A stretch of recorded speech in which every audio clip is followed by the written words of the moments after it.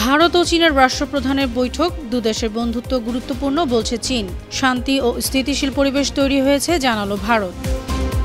Germany ও Hungary ইসরায়েলের পক্ষে ব্যবস্থা নিতে পারছে না ইউরোপীয় ইউনিয়ন। গাজা ইসরায়েলি হামলায় ৭৭ ফিলিস্তিনি নিহত। ইউক্রেন রাশিয়া যুদ্ধ দীর্ঘায়িত করতে চাচ্ছেন ইউরোপীয় বেশিরভাগ দেশের নেতারা, অভিযোগ হাঙ্গেরির পররাষ্ট্রমন্ত্রীর। গাজায় হত্যাযজ্ঞের প্রতিবাদে ইসরায়েল সহ বিভিন্ন দেশে বিক্ষোভ, ইউক্রেন ও ইসরায়েলকে সামরিক সহায়তা বন্ধের দাবি জার্মানিতে।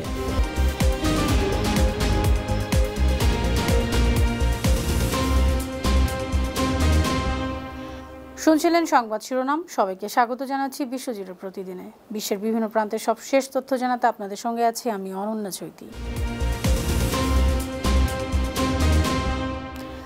চীনের প্রেসিডেন্ট শি জিনপিং বলেছেন, বিশ্বের জনবহুল ও সভ্য দেশ হিসেবে চীন ভারতের বন্ধু হওয়া গুরুত্বপূর্ণ। দুই দেশ গ্লোবাল সাউথে ভূমিকা রাখতে পারে। পরিবর্তনশীল বিশ্বে ভারত চীনের সম্পর্ক কৌশলগত ও দীর্ঘমেয়াদী করা জরুরি। রোববার চীনের তিয়ানজিন শহরে ভারতের প্রধানমন্ত্রী নরেন্দ্র মোদীর সঙ্গে বৈঠকে তিনি এসব কথা বলেন। এদিকে ভারতীয় গণমাধ্যম এনডিটিভি জানিয়েছে, বৈঠকে মোদী বলেছেন, সীমান্ত থেকে সেনা প্রত্যাহারের পর শান্তি ও স্থিতিশীলতার একটি পরিবেশ তৈরি হয়েছে। সাংহাই কোঅপারেশন অর্গানাইজেশন এসসিও শীর্ষ সম্মেলনের ফাঁকে এ বৈঠক হয়। কেউ বাংলা ভাষায় কথা বললেই তাকে বাংলাদেশি বলে সরকার ধরে নিতে পারে, এমন প্রশ্ন করেছেন ভারতের সুপ্রিম কোর্ট। বিভিন্ন রাজ্যে বাংলাভাষী শ্রমিকদের হেনস্থার অভিযোগে শুক্রবার সুপ্রিম কোর্ট সরকারের কাছে জানতে চেয়েছেন, ভাষার কারণে কাউকে বিদেশি হিসেবে গণ্য করা হচ্ছে কিনা। একটি বেসরকারি সংস্থা আদালতে আবেদন করে বলেছে, বাংলাভাষী মানুষদের অবৈধ অভিবাসী বলে ধরে নিচ্ছে ভারত সরকার। নয়াদিল্লি, উত্তরপ্রদেশ, হরিয়ানা সহ বিভিন্ন রাজ্যে অভিবাসী শ্রমিকদের নির্বিচারে আটক করা হচ্ছে। এ বিষয়ে কেন্দ্রের কাছে ব্যাখ্যা চেয়েছেন সুপ্রিম কোর্ট। ভারতের বাণিজ্যমন্ত্রী পীযূষ গোয়েল বলেছেন, যুক্তরাষ্ট্রের কাছে তার দেশ মাথা নত করবে না, ভারত নতুন বাজার অনুসন্ধান করবে। শুক্রবার নয়াদিল্লিতে এক অনুষ্ঠানে পীযূষ গোয়েল আরও বলেন, ভারতের সঙ্গে কেউ মুক্ত বাণিজ্য চুক্তি করলে ভারত প্রস্তুত আছে। উল্লেখ্য, ২০২৪ সালে যুক্তরাষ্ট্র ছিল ভারতের শীর্ষ রপ্তানি গন্তব্য। সে দেশে ৮৭.৩ বিলিয়ন ডলারের পণ্য রপ্তানি করে ভারত।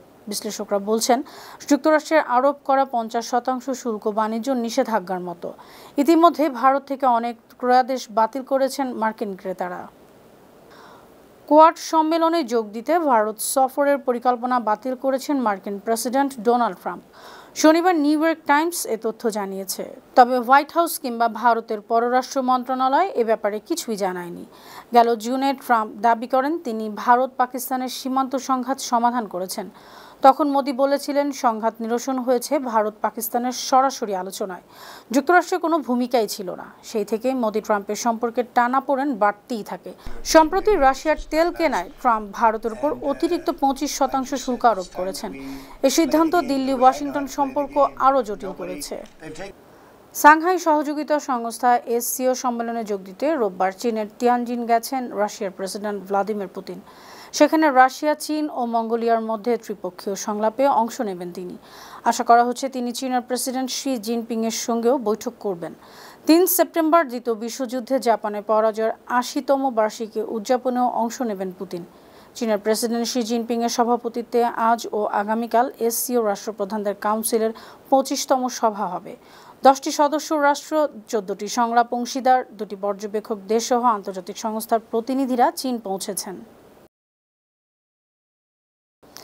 ফিলিস্তিনে গাজা উপত্যকায় ইসরায়েলি বাহিনীর হামলায় একদিনে আরও ৭৭ ফিলিস্তিনি নিহত হয়েছেন। এর মধ্যে গাজা শহরেই মারা গেছেন ৪৭ জন। নিহতদের মধ্যে ১১ জন খাদ্য সহায়তা নিতে লাইনে দাঁড়িয়েছিলেন।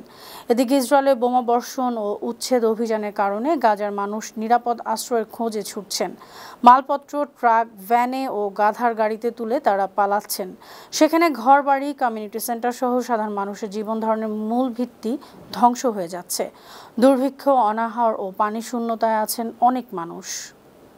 গাজার শিশুদের পাশে দাঁড়ানোর আহ্বান জানিয়েছে কানাডার স্বাস্থ্যকর্মীরা। এই আহ্বান জানাতে শনিবার রাজধানী অটোয়ার সমবেত হন তারা। একই দিন চিলির সান্তিয়াগো শহরে শত শত মানুষ ফিলিস্তিনিদের প্রতি সংহতি জানিয়েছেন।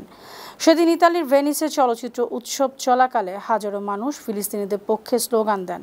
ওই দিন নেদারল্যান্ডসের রটারডামে কয়েকশো মানুষ গাজায় হত্যাযোগ্য বন্ধের দাবিতে বিক্ষোভ করেন। এদিকে ইসরায়েলের তেল আবিবের হোস্টেজ স্কোয়ারে হাজারো মানুষ গাজায় যুদ্ধ বন্ধ করে হামাসের কাছে জিম্মিদের মুক্তির দাবিতে বিক্ষোভ করেন।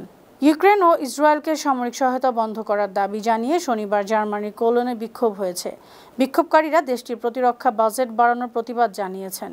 ইউক্রেনের ন্যাটো বাহিনী মোতায়েনের বিরোধিতা করে তারা বলেন, এতে বিশ্বযুদ্ধের হুমকি তৈরি হবে। প্রসঙ্গত, জার্মান চ্যান্সেলর ফ্রিডরিখ মের্জ প্রতিরক্ষা খাতে খরচ বাড়ানোর ঘোষণা দিয়েছেন। আগামী 4 বছরে জিডিপির 3.5% প্রতিরক্ষা খাতে খরচ করা হবে।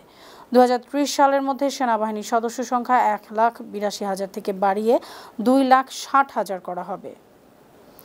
ইসরায়েলের বিরুদ্ধে পদক্ষেপ নিতে পারেননি ইউরোপীয় ইউনিয়নের পররাষ্ট্রমন্ত্রীরা।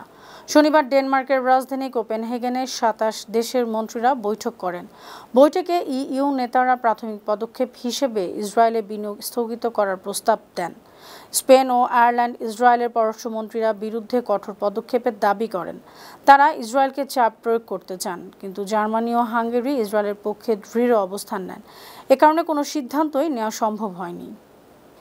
ইউক্রেনকে পূর্ণ ক্ষতিপূরণ না দেওয়া পর্যন্ত ইউরোপীয় ইউনিয়নে জব্দ করা রাশিয়ান সম্পদ ফেরত দেওয়া চিন্তাই করা যায় না, এমন মন্তব্য করেছেন ইউরোপীয় কমিশনের ভাইস প্রেসিডেন্ট কায়া কাল্লাস। শনিবার কোপেনহেগেনে ইইউ পররাষ্ট্রমন্ত্রীদের বৈঠক শেষে কাল্লাস আরও বলেন, রাশিয়ার কাছ থেকে ক্ষতিপূরণ আদায়ে সবাই একমত। বৈঠকে রাশিয়ার বিরুদ্ধে নতুন নিষেধাজ্ঞা নিয়ে আলোচনা করেন ইইউ পররাষ্ট্রমন্ত্রীরা। ইইউর হিসাব অনুযায়ী রাশিয়ায় প্রায় 210 বিলিয়ন ইউরোর সম্পদ বর্তমানে জব্দ আছে। ইউক্রেন ও বাল্টিক দেশগুলো এসব সম্পদ কিয়েভকে দেওয়ার দাবি করছে, তবে ফ্রান্স ও জার্মানি আইনি ভিত্তি দেখিয়ে এ প্রস্তাবের বিরোধিতা করছে। ইউক্রেন রাশিয়া যুদ্ধ দীর্ঘমেয়াদী করতে চাচ্ছে ব্রাসেলস এবং অধিকাংশ ইইউ সদস্য রাষ্ট্র। তারা শান্তি আলোচনা সফল করতে চায় না, এমন অভিযোগ করেছেন হাঙ্গেরির পররাষ্ট্রমন্ত্রী পিটার সিজিয়ার্তো। শনিবার কোপেনহেগেনে ইইউ পররাষ্ট্রমন্ত্রীর বৈঠক শেষে তিনি অভিযোগ করেন, বলেন, ইউক্রেনের জন্য অস্ত্র কিনতে ইউরোপীয় করদাতাদের কাছ থেকে কয়েক দশক বিলিয়ন ইউরো নিতে চায় ইউরোপীয় ইউনিয়ন। নতুন করে আরও প্রায় 10 বিলিয়ন ইউরো বরাদ্দ রেখেছে। এ অর্থ ইউক্রেনের সেনাদের বেতন, ড্রোন কেনা এবং রাষ্ট্রের কার্যক্রম সচল রাখতে খরচ করা হবে। হাঙ্গেরি বিশ্বাস করে শুধুমাত্র মার্কিন রাশিয়া সমঝোতাই ইউক্রেনে শান্তি আনতে পারে। সুপ্রিয় দর্শক, এই ছিল আজকের বিশ্বজুড়ে প্রতিদিনের আয়োজনে। দেশ বিদেশে বিভিন্ন খবর নিয়ে আবার আপনাদের সামনে হাজির হব। সে পর্যন্ত ভালো থাকুন, সুস্থ থাকুন, বানু টিভির সঙ্গেই থাকুন। ধন্যবাদ।